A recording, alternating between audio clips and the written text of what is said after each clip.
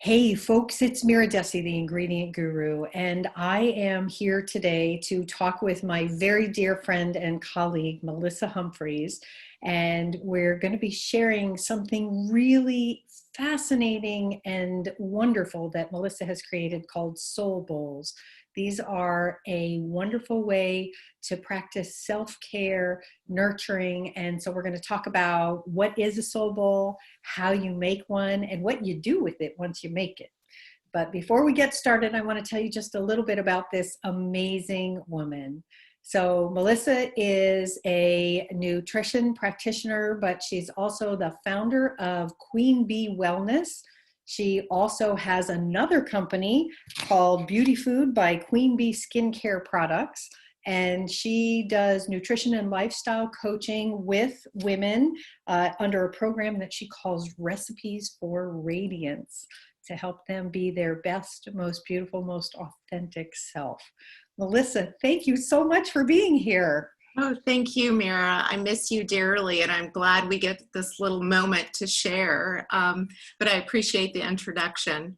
The Recipe for Radiance simply was an evolvement of health coaching, nutritional therapy that turned into very much an emphasis on bringing out our inner beauty. As you know from nutrition, it's an inside job.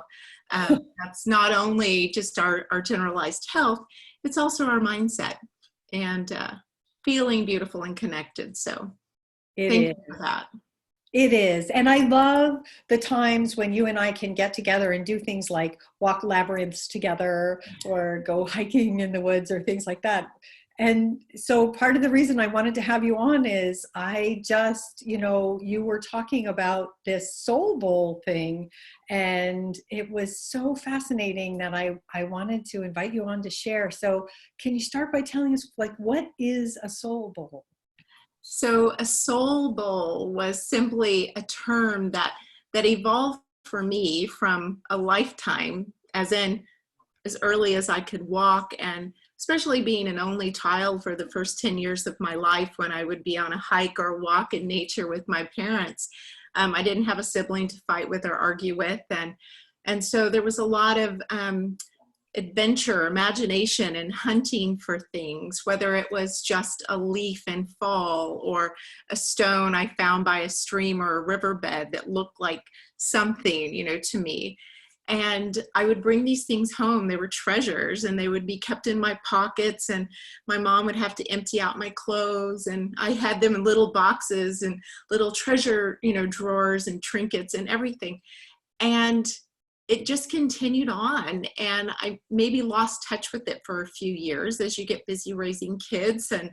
And I remember trying to get my kids to do things like that. When we were out on a walk, I would do nature babies and art, and we would create faces with sticks and leaves. And when my kids got older and travel was more, frequent in my world, my husband would go with me and started noticing me picking up the rocks. And I would go, "Oh, it's so pretty." And I put it down, and he would say, "Do you want me to take it? I'll put it in my pocket for you." I thought, I love this man. I would bring them home, and I had them all over the house. And I finally thought, I love to see them. And so I want to display them, which led to the bowl concept.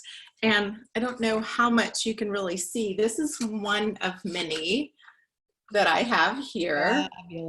I have one that's really difficult to lift over here.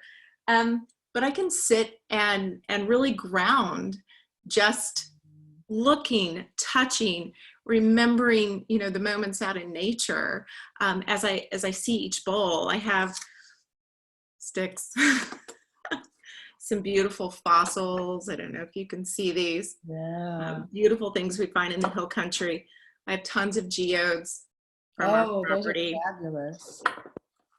No soul bowl would be complete without a feather. I'm very much reminded every time I find a feather that we can soar. There's a lot of angelic meaning, Native American meaning. So each item that I've picked up, I've brought home and put into these various vessels and bowls, whether they're wooden, glass. I have one over here that's cast concrete that oh wow, it has a little fungi and a little Oh, dust flying yeah. around here, you'll see. Um, I think the idea of keeping them on display is really, it's a reminder of how my soul felt the Mm. day that I was connecting to nature and finding these things. And there's nothing like really getting outside of whatever's bothering you and weighing on you. And when you get outside and start searching, it's like being a little kid. I've spent hours walking along beaches, looking for stones and shells, and you just get lost. And I really think um, when I think about, like, if my house were to catch on fire, what are the things I would grab? And I think about photographs, my Mm. family, and my soul bowls. I don't think about jewelry and possessions, and that just kind of shows me that there's a connection and a grounding that I have with these memories that may seem silly to someone else, but absolutely to my core. And so I really encourage people to don't just go out and stay busy talking and listening to music on your headphones. Really explore, look around you. I found butterfly wings and little bones and fossils just on my everyday walk in the neighborhood. So, Well, and um, I remember when we were in the mountains in Colorado together, and like just out of nowhere, you found these fabulous pottery fragments that yes, were obviously very old. And right, I love the thought that what's in the bowl connects you to how you felt in it. Because I'm sure, like some things you may remember less than others, where you were or sure. how you acquired them, Hmm. but there's still a grounding thing. Like you said, it's a fungus, it's a rock, it's a shape of a stick that particularly appealed to you. But then other things may stand out, like this feather came from this place, or these Right. pottery shards, or this particular shell, or whatever. And so I love that it's, in a way, it's a meditation of its own, a centering and a calming to sort of get you to slow down just a little bit in the, I mean, we're all slowing down right now, but Well, when, it's a chance to take those little moments, yeah. even when whatever normal is, whenever we return back to that, um, it's taking that time and slowing down a bit and just being aware and being mindful of what you're seeing and what's around you. And it's amazing the things that will come into your view or your life when you just exhale and slow down.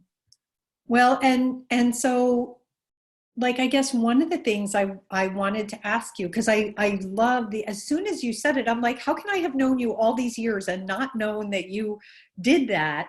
Mhm. And because the funny thing is, I've been to your home and I've seen them, but it never sort of came up as a topic of conversation. It was always just like, Right. yeah, that's pretty cool. It, like, how does someone learn that habit of beginning to simply expand their awareness to connect to that natural world and those things to bring them back? It's so easy. It's so easy. Just a little bit of intention, and that is find a beautiful, like, this is just a little wooden dough bowl. You can start off small with maybe a little family heirloom, something like a little crystal bowl, a piece of pottery, and from there, each time you're out in nature, look at the things that your eye and your heart is drawn to, and the things that are put into your path. And even if it's just picking up a stone or a beautiful leaf or something that's, fascinating. I love lichen too. I think it's just so beautiful the way it grows and the colors, and bringing that home and placing it in your bowl.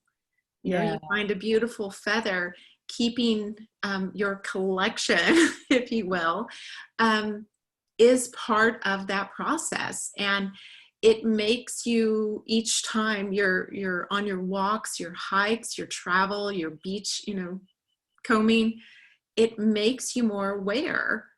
And so you are on the lookout almost to disconnect from the busyness and clutter in your mind and just focus on the beauty underneath our feet. And you'll be surprised how quickly, number one, you train your eye to start seeing these little treasures, but how quickly that bowl will fill up. And then Yeah. you have to get another bowl and another bowl. Well, and the thing that I love too is, in this modern day and age, we have become highly disconnected from nature.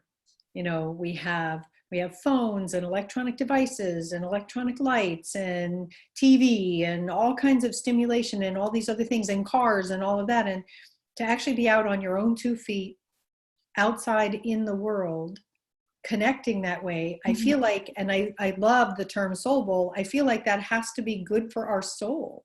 Right. It has to be calming and help us to just breathe a little deeper and make those connections. Absolutely. Absolutely. Just 2 days ago, this is a fossilized sea urchin. Oh, This was walking the dogs.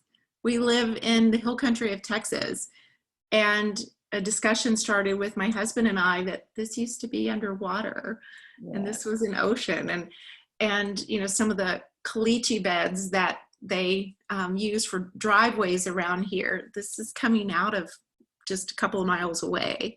And Wow. it just made me start to envision that I was walking in this ocean bed. And, all of a sudden I'm so clued or keyed in on finding these, fossils. And so just like with the feathers, if you look up the meaning of different types of feathers, Native Americans had lore about whether it was angels or omens. Really? Yeah, and so it is fascinating to even begin to study the things that you find, but just initially let it be the things that your eye, your heart, your soul is drawn to. I That's even have, let's see, where's my little leaves? My little heart leaf. Oh, that's so sweet. And one of the other things that I love about it is obviously the bigger things, the bones, the stones, some of the sticks, those are going to last for a while. Yes. But things like leaves and small, delicate things like wings, butterfly wings, those are Sure. only going to last for a little while. And in a way, that impermanence adds to the ephemeral beauty of the Right. collage that's in your bowl and makes it this ever-changing thing. I just really think So it's, with my soul bowl, I yeah. also have a little leather bound notebook that I just called my soul book. Uh-huh. And some feathers and wings and leaves, things that are impermanent that are going to disintegrate, at some point. I do press those in that book. So And that so, you can keep them a little bit yeah, longer. uh-huh. Yeah, that's really, really wonderful. Thank you. Well, thank you so much for sharing. If someone wanted to connect to the queen bee side of you, how would they Absolutely. find you? Two ways, queenbeewellness.com or beautyfoodbyqueenbee.com. It's going to kind of funnel you to the same place. And then I do a lot of posting on Instagram and Facebook and share a lot of, with my recipe for radiance, I offer a lot of ingredients for living your most ageless and beautiful life, whether that's nutrition, lifestyle, movement, mindset, and you can see more photos of my soul bowls. Yeah, that sounds wonderful. Well, I And will one put thing I that. did forget to note is it does bring out the little kid in you again. You got to Absolutely. remember to check your own pockets, though. Yes. That's so funny. Well, I will definitely put those links below. Thank you so much for sharing that. And thank you for joining us. This Thank has been really wonderful. And folks, if you are looking to create a soul bowl of your own, it sounds like the best thing to do is just find a bowl and start looking. you. So I encourage you to click like, share down below, subscribe to get more wonderful videos. Make sure you hit the bell so you know when we have new ones up there, and we will be back to share more self-care and health tips moving forward. Thanks so much. Take care. Bye. Bye, Mira. Bye, everyone.